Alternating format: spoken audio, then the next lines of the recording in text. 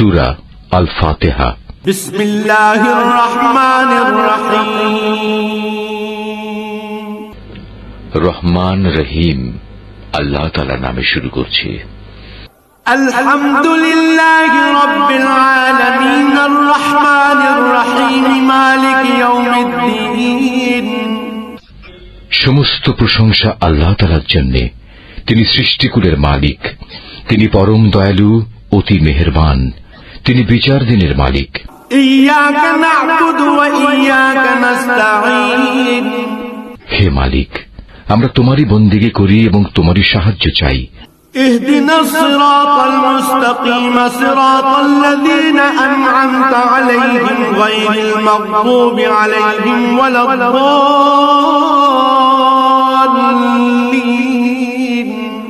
তুমি আমাদের সরল ও অবিচল পথটি দেখিয়ে দাও,